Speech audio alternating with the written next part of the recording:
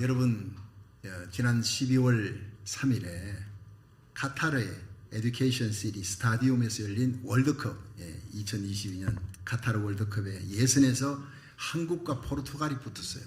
이 포르투갈은 아주 축구 강국입니다. 유럽에서도.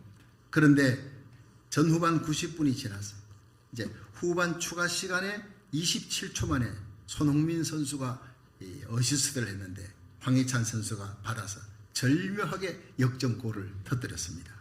얼마나 여러분 기뻤던지. 마침내 꿈에도 그리던 월드컵 16강에 진출하게 된 것입니다. 그 순간 모든 사람들이 다 기다렸어요. 숨지기고 기다렸던 그 역전골이 터지면서 선수들, 관중들이 하나가 되어서 기뻐하고, 손흥민 선수는 잔디밭에 엎드려서 울었다는 거예요. 근데 이 기쁨은 우리 한인들의 기쁨입니다. 우리가 이기면 상대방은 슬픈 거예요. 그게 상대적인 기쁨이라는 겁니다. 너무나 큰 기쁨인데 우리에게 진 선수들은 슬픈 거예요. 남한이 이기면 북한은 또 슬퍼요. 북한이 잘 되면 남한은 또 고통스러워요. 그런데 여러분, 절대적인 기쁨이 있습니다. 인간이라면, 마귀 외에 인간이라면 이 땅에 태어나서 우리 죄로 말미암아 죽을 수밖에 없어요. 일생을 죄매어 죽음의 종로로 단 우리 인간에게 큰 기쁨의 좋은 소식이 왔습니다. 예수님의 탄생인 줄로 믿으시기 바랍니다. 온 국가를 초월하여 한 국민이 아니라 온 백성 모든 인류에게 주어지는 큰 기쁨의 좋은 소식이 바로 예수님의 탄생인 줄로 믿으시기 바랍니다. 누가복음 2장 10절에 천사가 이르기를 내가 온 백성에게 미칠 큰 기쁨의 좋은 소식을 너희에게 전하노라. 오늘날 다윗의 집에 너희를 위하여 구주가 나셨다. 곧 그리스도 예수니라. 여러분, 진리입니다. 오늘 이 대강절 둘째 주일에 우리가 기뻐해야 될 그 기쁨이 바로 예수님으로 인한 기쁨이 되기를 주의 이름으로 축원합니다. 주님을 사모하는 것. 이 땅에 처음 오셔서 육신의 몸을 입고 오셔서 십자가 지기 위해, 죽기 위해, 내 죄를 대속하기 위해 오신 예수님, 너무 감사한 거예요. 그런데 여러분, 대강절은 다시 오실 예수님, 이 땅의 공중재림, 지상재림으로 이 인류를 구원하시기 위해 다시 오실 예수님을 기다리며 사모하는 절기가 바로 대강절이라는 겁니다. 누가복음 18장 8절에 예수님이 그러나 인자가 이 땅에 올 때 믿음을 보겠느냐 그랬습니다. 교회에 많습니다. 크리스찬이라는 이름을 가진 자들이 너무 넘쳐납니다. 그런데 진작 예수님을, 다시 오실 예수님을 맞이할, 공중재림에 참여할 그리스도인들은 지극히 작다는 것입니다. 예를 들어 예수님이 이 땅에 처음 오셨을 때 그 많던 유대인들, 그 많던 예수님의 재림을 기다리던 여러분 히브리의 학자들, 서기관, 바리새인들, 그들은 어디 갔습니까? 예수님의 첫 탄생에 경배한 사람은요, 지극히 작은 동방박사들, 목자들, 안나, 시몬 이거밖에 없어요. 메시아가 온다, 구약에 예언된 메시아가 온다, 성경을 그렇게 읽고 기다리던 자들이 예수님을 영접하지 못합니다. 경배하지 않습니다. 대제사장, 서기관들, 율법학자들 다 제외돼 버린 겁니다. 그러므로 인자가 이 땅에 올 때 세상에서 진짜 믿음 보겠느냐, 나를 영접할 수 있는, 내 앞에 설 수 있는 자들이 얼마나 되겠느냐. 예수님 말씀이에요. 누가 이 다시 오실 예수님을 맞이할 수 있겠습니까? 오늘 본문에 나오는 목자들 같은 사람들이, 이들이 어떻게 했기에 예수님을 영접하면 하늘의 문이 열리고 천사들이 나타나서 하늘의 계시를 보여줬겠느냐. 목자들이라고 다 보여준 거 아니에요. 오늘 이 자리에 나온 이 누가복음 본문에 나오는 이 목자들, 우리가 살펴봐야 합니다.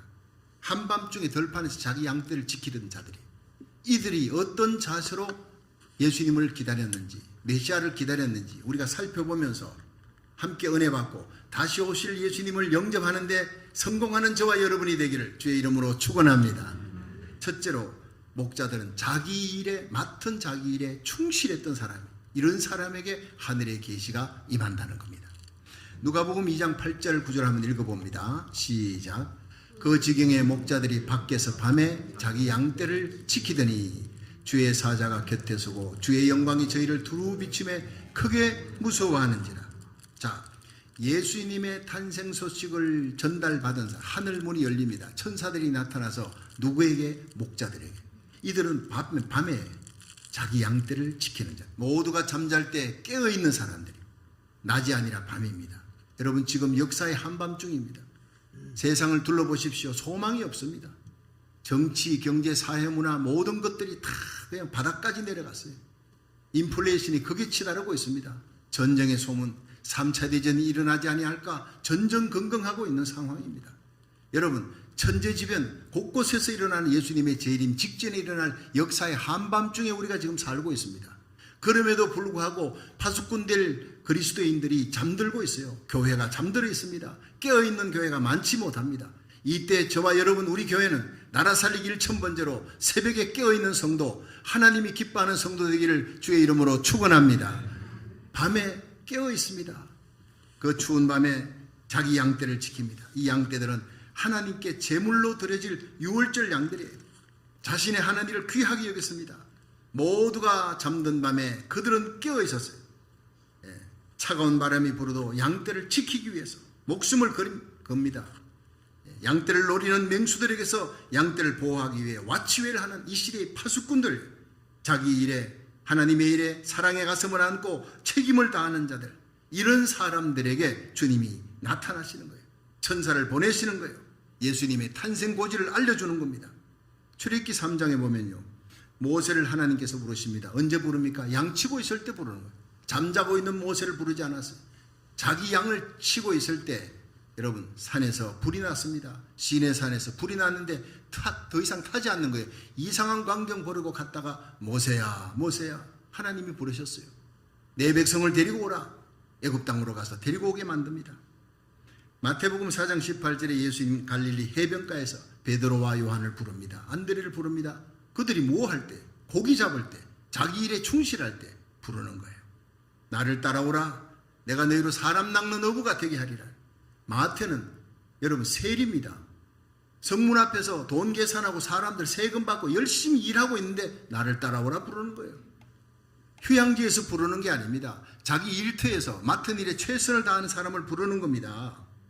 오래전에 부흥회 갔을 때 어떤 성도가 예배 마치고 나가는데, 목사님 오늘 참 말씀에 은혜 받았는데요, 주님께 헌신하고 싶습니다. 말씀대로 주님께 인정받고 칭찬받고 싶습니다. 그러면 내가 신학을 가야 할까요? 어느 신학이 좋겠습니까? 목사가 돼야 될까요? 이렇게 묻는 거예요. 그래서 제가 로마서 12장 1절을 펴주었습니다. 그러므로 형제들아, 내가 하나님의 모든 자비하심으로 너희를 구원하노니 너희 몸을 하나님이 기뻐하시는 거룩한 산제사로 드리라. 이는 너희의 드릴 영적 예배니라. 그러면서 제가 너희 몸을 거룩한 산제사로 드리라 그랬습니다. 이겁니다. 헌신은 이겁니다. 이걸 영어로 보면요, Your bodies as a living sacrifice. 너의 몸을 living sacrifice, 살아있는 제물로. 제물은 죽어야 되는데 살아있는 제물이라는 것은 내가 예수 그리스도 안에서 나는 죽고 나의 기쁨, 나의 뜻은 죽고 하나님의 뜻, 예수님의 기쁨, 예수님의 뜻이 살아 움직이는 삶이 바로 산제물이라는 겁니다. 믿으시길 바랍니다. 산제물로 너희 몸을 드려라. 네가 서 있는 그 자리, 그 포지션에서 아무리 작고 힘든 자리라도 그걸 하나님께 바치는 삶을 살아라. 주부는 주부로서 밥하는 자리, 부엌에서, 개수도 앞에서 열심히 최선을 다해서 살아가는 거예요. 기업인으로서, 학생은 학생으로, 군인은 군인으로, 그 신분, 그 직업, 그 자리에서 작은 그리스도인으로 살아라는 거예요. 이것이 제물로 바치신 나의 삶이라는 거예요. 갈라디아 2장 20절에 보면 내가 그리스도와 함께 십자가에 못 박혔나니 그런즉 이제는 내가 사는 것이 아니라 내 안에 그리스도께서 사신 것이라. 이제 내가 육체 가운데 사는 것은 나를 사랑하사 나를 위해 자기 몸을 버리신 하나님의 아들을 믿는 믿음 안에 사는 것이니라. 이것이 바로 작은 그리스도의 삶입니다. 헌신의 삶입니다. 산제사의 삶입니다. 그렇게 가르쳐 줬습니다. 정답입니다. 여러분, 오늘도 주님을 사랑하는 마음으로 주님의 몸된 교회, 하나님 나라 일에 작은 일이라도 십자가 사랑으로 감격으로 내게 맡겨진 자리에 책임을 다하는 와치웨를 하고 파수꾼의 사명, 충성된 봉사자로 마리아가 옥합을 깨뜨리듯이 내 시간 물질 바쳐 시간을 바쳐 섬길 수 있기를 주의 이름으로 축원합니다. 그것이 헌신입니다. 그때 우리 주님께서 나타나십니다. 여러분, 주님 앞에 서는 날 잘했다, 착하고 충성된 종아, 네가 작은 일에 충성하였으니 많은 것으로 내게 맡기리니 주인의 즐거움에 참여하라. 어마어마한 것이 기다립니다. 예수님의 그 영광의 자리에 앉혀주는 것은 하나님의 몸된 교회, 구역장, 부구역장, 알아주지도 않습니다. 교회 봉사하는 것, 숨은 봉사 아무도 안 알아줍니다. 그러나 주님께서 다 보고 계신다는 거예요. 네가 작은 일에 충성했다. 큰 일로 내게 맡길 것이다. 이 일에 충성하는 저와 여러분 되기를 주의 이름으로 축원합니다. 그렇습니다. 여러분 다시 오실 주님을 만날 수 있는 축복된 자, 밤에 밖에서 자기 양떼를 지키는 자들, 가슴에 뜨거운 사랑을 안고 약물이 사랑하는 사랑입니다. 주님의 몸된 교회 핏값으로 주고 산 교회를 사랑하는 마음입니다. 내게 주신 작은 사명, 한 명 한 명 내 주위에 있는 사람 그 생명을 책임지고 주님께로 인도하려고 하는 정인의 삶입니다. 최선을 다해 책임감을 가지고 성실하게 살아가시기를 주의 이름으로 축원합니다. 주님의 일에 아무리 작은 것이라도 작은 것이 아닙니다. 주님의 일은 아무리 작아도 큰 것입니다. 최선을 다하여 충성함으로 우리 주님 앞에 인정받고 성령의 감동받아 다시 오실 주님 앞에 영광스럽게 설 수 있는 저와 여러분이 되시기를 주의 이름으로 축원합니다. 두 번째로 이 목자들은 하늘을 바라보는 자. 이 땅에 소망이 없다. 오직 소망은 하늘에 있다. 하늘을 바라보는 자들이에요. 그들에게 하나님의 계시가 임했습니다. 누가복음 2장 9절을 한번 읽어봅니다. 시작. 주의 사자가 곁에 서고 주의 영광이 저희를 두루 비추매 크게 무서워하는지라. 자, 여기서요. 주의 사자가 곁에 섰다. 밤에 밖에서 자기 양떼들을 돌보는 이들에게 주의 사자가 섰다는 건 뭡니까? 기도 응답이라는 겁니다. 성경에 보면요, 기도가 응답될 때 하나님이 천사를 보낸 경우가 많습니다. 사도행전 9장에 고넬료가 제9시 기도 시간에 갑자기 천사가 나타났어요. 두려워 떨었습니다. 그 영적인 존재가 나타나니까 두려워 말라. 천사가 얘기합니다. 너희의 기도와 구제가 하나님 앞에 상달하여 기억한 바 되어서 내가 하나님께로부터 부름을 받고 왔느니라. 여러분, 고넬료의 기도가 상달되고 사랑의 행위인 구제가 상달되니까 하나님이 천사를 보내서요, 온 가족이 가족적으로 베드로를 초청해서 성령 충만 받는 역사가 일어난 것입니다. 기도 응답 받을 때 여러분의 가정에도 이런 일이 일어나기를 주의 이름으로 축원합니다. 주님이 천사를 보냅니다. 기도 응답입니다. 우리나라 살리기를 첫 번째 기도하면 그 기도가 천한 날 하나님이 천사를 보내줄 줄 믿으시기 바랍니다. 축복의 큰 응답의 역사가 일어날 것입니다. 사도행전 12장 5절에 베드로는 옥에 갇혔고 교회는 그를 위해 간절히 하나님께 빌더라. 하나님께서 그 기도가 차니까 천사를 보내어 감옥에 있는 베드로를 탈출시키는 역사가 일어나는 거예요. 그렇습니다. 하나님은 하늘을 바라보며 간절히 기도하는 자들에게, 성도들에게 천사를 보내어 하늘의 메시지를 주시고 기도 응답하시고 살 길 열어주시는 줄로 믿으시기 바랍니다. 죽을 병도 고쳐주고 죽을 문제도 살아나도록 길 열어주시는 하나님이에요. 목자들이 비록 한적한 들판에서 밤새워 양떼를 지키면서도 헤롯의 학정 로마의 압제에서 민족을 구원할 메시아를 기다린 하나님이여, 언제 구약에 예언된 메시아를 보내줄 것입니까? 그들은 하늘을 바라보며 밤새워 기도하면서 양떼를 지켰던 사람들, 기도하는 자들이. 마태복음 2장에 나오는 동방의 박사들, 이 바사의 이란인, 지금 이란인데 바사의 점성가들이라고 역사학자들은 얘기합니다. 밤하늘을 바라보고 있었어요. 밤하늘을 바라보다 갑자기 이상한 별이 나타났습니다. 바로 이스라엘의 예언서에 기록된 메시아가 나타났다, 유대 땅에 나타났다는 것을 직감하고 그들은 거기서 4개월이나, 무려 4개월이나 걸려서 베들레헴을 찾아온 거예요. 예언서에 기록된 메시아 탄생이라는 걸 믿고 찾아온 겁니다. 그 먼 길을. 전설에 의하면 그들은 예수님께 경배하고 나중에 도마에게 세례를 받았고 그들의 뼈는 콜로진이라고 하는 대성당에 지금도 묻혀 있다고 합니다. 이 동방 박사들은 왕의 별을 보고 왕궁에 있을 것이다 갔는데 왕이 깜짝 놀라, 유대의 이 헤롯 왕이 깜짝 놀란 거야. 나 외에 왕이 누가 있느냐? 누가 태어났단 말이냐? 옆에 서기관에게 물으니까 서기관들이 거기는요 베들레헴 에브라다야, 너는 작은 고을이라도 작지 않다. 네게서 다스리는 자, 이스라엘 다스리는 목자가 나올, 메시아가 나올 것이다. 미가서 5장 2절입니다. 그들이 그렇게 얘기해놓고 그들은 갔습니까? 서기관들은 가지 않았습니다. 성경은 그렇게 잘 알았는데 하늘에 계시가 없는 거예요. 여러분, 성경 공부 많이 한다고 예수님 맞이하는 거 아닙니다. 성경을 볼 수 있는 눈이 열리고 지혜의 눈이 열리도록 성령의 감동으로 봐야 될 줄로 믿으시기 바랍니다. 성령의 역사가 일어나야 되는 거예요. 기도할 때 성령의 역사 없는 기도 소용없습니다. 성경 공부에도 성령의 역사 없는 거 아무 소용없습니다. 당시에 바리새인, 사두개인, 율법학자들, 랍비들, 성경 박사들입니다. 그러나 예수님이 어디에 나타날 것인지 알았지만 가지 않았습니다. 경배하지 않은 거예요. 아는 것과 경배하는 것은 전혀 다른 겁니다. 동방의 박사들이 와서 알았습니다. 깨닫고 갑니다. 예수님께 경배합니다. 그런데 한순간 헤롯궁으로 잘못 들어가서 별이 사라져 버렸어요. 다시 나왔습니다. 베들레헴을 찾아라 가려는데 베들레헴이 어디 있는지 모르는데 하늘에 별이 다시 나타난 거예요. 그래서 마태복음 2장 10절에 저희가 별을 보고 가장 크게 기뻐하더라. 여러분, 이 시대에 가장 곤혹스러운 일은 별이 보이지 않는 겁니다. 여러분, 우리가 하나님의 말씀을 통해 주의 종이 외칠 때 다시 오실 예수 그리스도, 재림하실 예수 그리스도, 그 별을 바라볼 수 있기를 주의 이름으로 축원합니다. 광명한 새벽별을 보는 겁니다. 그 별을 따라, 인도함을 따라 어린 양 예수 어디까지 가든지 따라가는 저와 여러분이 되기를 주의 이름으로 축원합니다. 그 앞에 가서 눈물로 경배하는 겁니다. 황금 같은 믿음을 준비하고, 요한 같은 사랑의 기도 준비하고, 몰약 같은 하늘의 소망 준비해서 예수님 맞이하시기를 주의 이름으로 축원합니다. 많은 사람들이 헛된 세상 별을 쫓아 헤롯 궁정 같은 데를 갑니다. 어떤 정치인, 어떤 힘 있는 사람, 어떤 돈이 있는 사람, 그 줄을 대야 살 것인가, 그렇게 잘못 가는 겁니다. 정치계의 별, 명예의 별, 종교계의 별이 되려고 줄타기 합니다. 그러나 거기에는 희망이 없습니다. 실망하고 돌았습니다. 비로소 광명한 새벽별 예수 그리스도를 만나게 되고 새 인생으로 뉴스타트 하는 사람이 참으로 많다는 것입니다.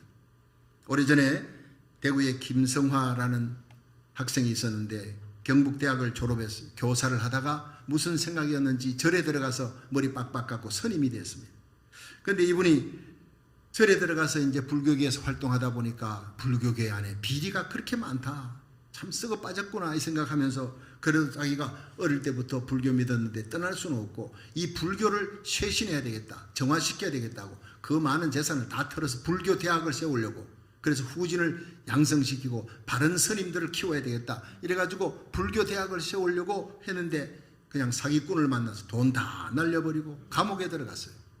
감옥에 들어가서 신세 한탄하다가 그냥 그 안에서 스님이니까 불교 서적을 읽어야 되겠다고 불교 서적을 무지하게 읽어 내려갑니다. 그래서 어느 날 교도관에게 불교 서적을 좀 갖다 달라 했는데 한참 후에 교도관이 성경책을 하나 들고 온 거예요. 이거 보고 너무나 기분이 나빴어요. 내가 스님인데 성경책을 읽으라니 이게 웬 말입니까? 했더니 교도관이 얘기합니다. 죄송합니다 스님, 불교 서적이요 다 떨어졌어요. 그래서 성경책이라도 심심하니까 스님 한번 읽어보세요. 그래가지고 그걸 받아들고, 이 성화 스님이 속은 상했지만 크리스찬들이 왜 이 성경책에 심취하는지 그 이유를 자기는 모르겠다, 한번 읽어나 보자. 그래서 성경책을 읽어 내려갔습니다.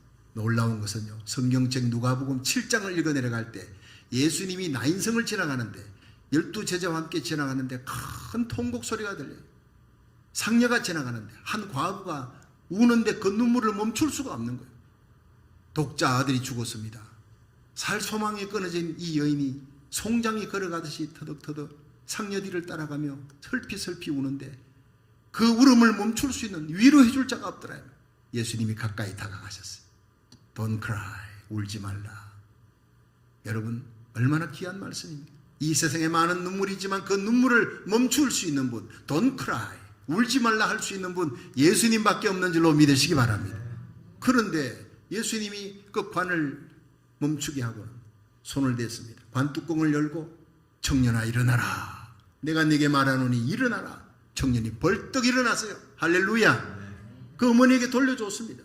많은 사람들이 선자가 우리 가운데 났다고 하나님께 영광 돌리는 그 장면을 읽으면서, 아니 예수가 죽은 자도 살렸단 말인가? 읽어보니 야이로의 죽은 딸도 살렸어요.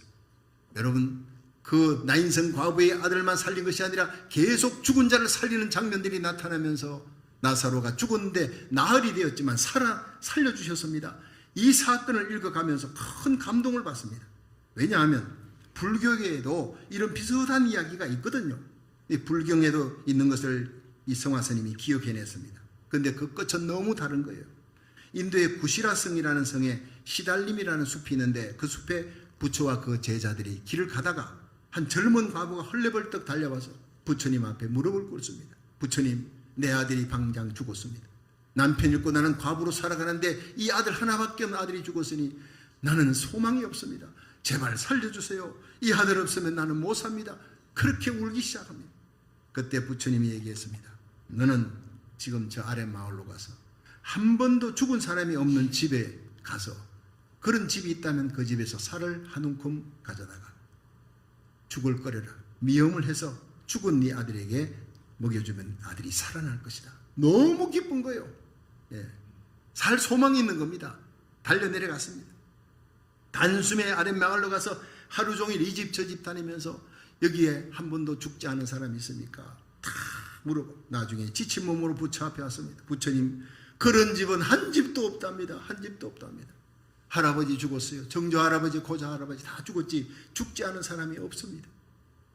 그때 부처가 사람은 생자필명이래요. 생자필명.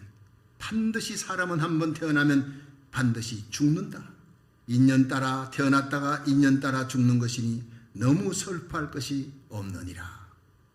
여러분, 성화스님이 누가복음 7장에 나인성 과부의 아들을 살려준 예수님과 이 부처님의 얘기를 비교한 거예요. 크게 깨달은 겁니다. 부처님은 지혜로운, 인간 중에는 뛰어난 사람, 위대한 사람입니다. 그러나 그 지혜가 인간 실존의 한계, 죽음의 한계를 결코 넘을 수 없다는 거예요. 한번 죽는 것은 정한이시다. 그러므로 생자필멸이라, 태어나면 반드시 죽는다. 모든 사람에 관한 자연원칙을 따라라. 너무 호들갑 떨지 말라. 그게 무슨 위로가 됩니까? 죽은 자를 살릴 수 없습니다. 인간 실존의 한계를 뛰어넘을 수 없었습니다. 그런데 예수님은 이 죽음의 문제를 해결하셨다는 거예요. 죽은 자를 살리셨다는 겁니다. 나는 부활이요 생명이니 나를 믿는 자는 죽어도 살겠고 살아서 믿는 자는 영원히 죽지 아니하리라. 할렐루야. 여기에서 성화스님이 무릎을 꿇은 것입니다. 불교는 이건 진리가 아니다. 진리는 죽음의 문제를 해결하는, 죽음의 문제를 해결하고 죄의 문제를 해결하신 예수 그리스도를 나의 구주로 영접해야 내가 영생을 얻는구나. 그렇게 하고 그 감옥에서 예수님을 구주로 영접한 것입니다. 그리고 출소한 후에 성녀의 옷을 벗고 신학을 공부해서 목사가 되었다고 방송에 나와서 간증을 했던 얘기입니다. 그는 감옥 안에서 죄값은 죽음이요 죽음의 문제를 해결하는 것은 길이요 진리요 생명되는 새벽별 예수 그리스도입니다. 그 예수님만이 우리의 소망입니다. 그를 영접하는 것만이 내가 살 길이라 깨닫고 예수님을 만나고 그를 인생의 구주로 영접하고 목자로 모셨습니다. 이것이 참 지혜인 줄로 믿으시기 바랍니다. 여러분, 오늘 이 시간 생명의 별, 광명한 새벽별, 이 온 우주의 혼탁한 이 어둠의 세상 속에 참된 소망의 별 예수 그리스도를 소망하는 저와 여러분 되기를 주의 이름으로 축원합니다. 예루살렘의 목자들처럼, 안나와 시몬처럼, 동방의 박사들처럼 하늘을 바라보세요. 하늘의 위로를 기다리는 자, 다시 오실 예수님을 사모하면서 주님과 동행하며 의롭고 경건한 성도로 살아 성령의 감동받고 하늘의 계시를 받으면서 다시 오실 예수님을 만나고 그 영광 중에 들림받아 주님 앞에 주님을 경배하는 특권을 받을 수 있기를 주의 이름으로 축원합니다. 마지막 세 번째, 목자들은 믿음의 사람들이었어요. 그래서 하늘의 계시가 임한 겁니다. 누가복음 2장 10절에서 11절 읽어봅니다. 시작. 천사가 이르되 무서워 말라. 보라, 내가 온 백성에게 미칠 큰 기쁨의 좋은 소식을 너희에게 전하노라. 오늘날 다윗의 동네에 너희를 위하여 구주가 나셨으니 곧 그리스도 주시니라. 아멘.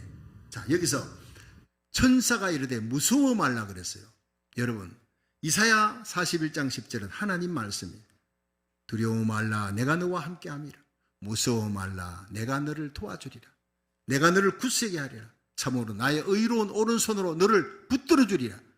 무서움이 많고 두려움이 많아. 날마다 염려, 근심, 걱정이 쓰나미처럼 밀려오는 우리들에게 무서워 말라, 두려워 말라, 염려하지 말라, 걱정하지 말라 하실 수 있는 분은 예수님밖에 없는 줄로 믿으시기 바랍니다.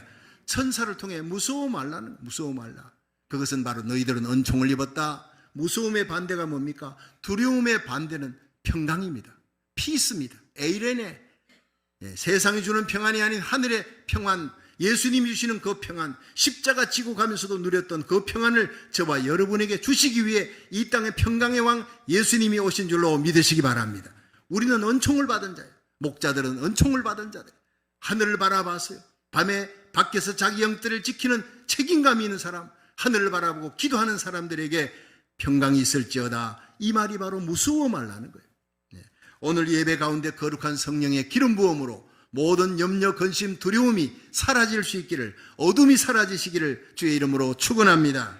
14절에 보니까 지극히 높은 곳에서는 하나님께 영광, 땅에서는 기뻐하시는 입은 사람들 중에 평화로다 그랬어요. 우리가 기도하고 하나님의 은총을 받으면 하나님께서 우리에게 세상이 주지 못하는 평강과 평화를 한없이 부어줄 줄로 믿으시기 바랍니다. 은총을 받은 자들이라는. 다니엘서 10장 19절에 보면 다니엘이 히데겔 강가에서 세일 동안 기도하는데 천사가 나타나, 기도 응답으로 천사가 나타나서 은총을 크게 받은 사람이여 두려워하지 말라, 평안하라, 강건하라. 하나님의 천사가 주는 축복은 바로 평강입니다. 은총을 받은 사람들에게 주는 하늘의 평강입니다. 이 세상은 바로 평강이 없습니다. 날마다 두려움과 염려, 근심입니다. 그런데 하나님이 함께 하실 때 이 평강이 주어집니다. 다니엘이 하루 3번 예루살렘 성전을 향해 기도하는 이 다니엘, 하나님의 평강을 누리니까 다니엘이 사자굴에 던져져도 하나님께서 사자들의 입을 막았어요. 하늘의 평안을 누린 거예요. 사드락 메삭 아벳느고가 신앙의 절제를 지키고 정조를 지키니까 풀무불에 던져졌습니다. 하나님의 평강이 함께하니, 주님이 함께하니까 머리털 하나 상처 안 하도록 하나님이 지켜주었어요. 믿으시길 바랍니다. 이 세상에 우리의 자녀들 어떻게 키웁니까? 어떻게 살아갑니까? 걱정하지 마십시오. 여러분, 예수 그리스도의 손에 맡기십시오. 날마다 자녀들의 이름을 가슴에 안고 사랑의 눈물로 기도하면 하나님이 다니엘을 지키고 사드락 메삭 아벳느고를 지키셨던 하나님, 우리의 자녀들도 지켜줄 줄로 믿으시기 바랍니다. 여러분들의 모든 삶 속에 하나님이 천사를 보내어 지켜주는 은총의 역사, 평강의 역사가 있기를 주의 이름으로 축원합니다. 천사가 외칩니다. 보라, 온 백성이 미칠 큰 기쁨에 좋은 소식을 너희에게 전하노라. 오늘날 다윗의 동네에 너희를 위해 구주가 나셨으니 곧 그리스도 주심이라. 그렇게 전하자 누가복음 2장 15절에 보면요, 천사들이 하늘로 올라가니, 자, 그렇게 전했던 천사가 하늘로 올라갔어요. 그러자 목자들이 서로 말하되 이제 베들레헴까지 가서 주께서 우리에게 알리신 바 이 이루어진 일을 보자 하고 빨리 가서 마리아와 요셉과 구유에 누인 아기를 찾아서 보고 천사가 나타나 이 아기에 대해 말한 것을 고하니라. 여러분, 이게 뭡니까? 목자들은 믿음의 사람이에요. 천사들이 아기 예수가 탄생했다, 그는 메시아다, 온 인류를 구원할 메시아인데 너희들이 빨리 베들레헴에 가서 마구간에 말구에 누인 아기를 보라, 그것이 정근이라. 이게 그런 거 아닌가? 달려간 거예요. 믿고 달려간 겁니다. 하늘의 계시를 믿었고 달려가서 마리아와 요셉이 있는데 마리아와 요셉에게 하늘문이 열리고 천사가 나타나 이 아기에 대해서 이렇게 얘기했습니다라고 증거하는 정인이 됐다는 겁니다. 믿음의 사람은 정인이 되는 겁니다. 오늘도 이 어둠의 때에 예수님의 직전의 시대를 살아가는 우리들에게 필요한 것은 믿음으로 살아가는 겁니다. 나를 위해 십자가 지시고 부활하신 예수 그리스도, 부활 성천의 하나님 우편에서 지금도 우리를 위해 기도하시는 예수 그리스도, 마지막 나팔, 7번째 나팔 울려 퍼질 때, 하나님의 비밀이 이루어질 때 영광 중에 공중에 재림하실 그 예수 그리스도 앞에 우리가 들림받아 올라갈 것입니다. 그리스도와 함께 있을 것입니다. 이 땅에는 짐승의 나라 적그리스도의 국가가 되어서 대환란이 임할 것이고, 그 대환란 끝에 예수님이 요한계시록 19장에 들림받은 성도들과 함께 백마 타고 등장합니다. 예수님이 지상 재림입니다. 적그리스도와 거짓 선자를 지옥에 넣고 많은 적그리스도 군대들 다 멸하고 이 땅에 천년왕국이 임하게 될 줄로 믿으시기 바랍니다. 마지막에 새하늘 새 땅, 영원한 천국으로 들어가는 것이 왕같은 제사장, 우리들의 마지막 모습이에요. 여러분, 지금 지구는 30년 내로 멸망한다, 스티븐 호킹이 100년 내로 멸망한다 했다가 마지막 죽을 때, 임종 때는 30년 내로 빨리 지구를 탈출하라. 그 사람 하나님 믿는 사람 아니에요. 불신앙인입니다. 근데 지구가 돌아가는 거 보니까 이제 끝장났거든요. 지구 온난하고 뭐고 해수면이 높아지고 모든 것들이 이제 30년 내로 끝나겠구나, 탈출하라. 그래서 화성 탐험대를 보내고 별세계로 막 우주선을 보내고 이러고 있지 않습니까? 그래서 성경은 화성에 가서 인류가 살 것이라는 얘기를 한 적이 없습니다. 이 지구에 온 인류가 다시 천년왕국이 펼쳐집니다. 이 예수님이 이 땅에 오시는 날, 요한계시록 19장에 예수님이 재림하는 날, 우주를 창조하신, 말씀으로 창조하신 예수님이 여러분 이 땅, 병든 이 지구를 고치고로 이 땅에 다시 오실 줄로 믿으시기 바랍니다.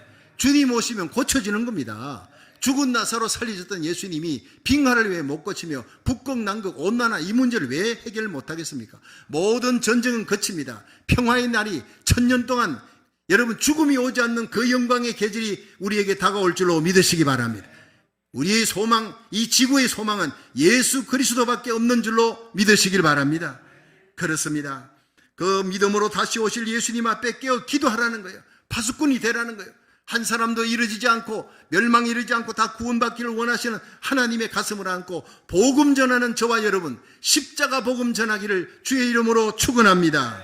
내게 속한 자들을 위해 기도하는 겁니다. 눈물뿌려 고국과 미국을 위하여 이 마지막 요한계시록 7장의 대붕의 날을 위하여 기도하는 저와 여러분 되기를 주의 이름으로 축원합니다. 어떤 사람이 주님을 맞이합니까? 목자들입니다. 자기 일에 충실한 사람. 목자들은 하늘에 하나님을 바라보고 메시아가 올 것을 바라보고 하늘의 위로를 바라보는 자들, 하늘의 소망을 둔 자들, 목자들은 믿음의 사람들, 이런 사람들에게 하늘의 계시와 성령의 감동이 임하였고 다시 오실 그 예수 그리스도를 이렇게 맞이하라는 롤모델이 된 겁니다. 그들이 첫 번 크리스마스에 예수님을 영접했던 저와 여러분이 목자같이 이 마지막 때에 깨어 기도하며 성령의 감동을 받아 다시 오실 예수님을 영광 가운데 맞이할 수 있기를 주의 이름으로 축원합니다.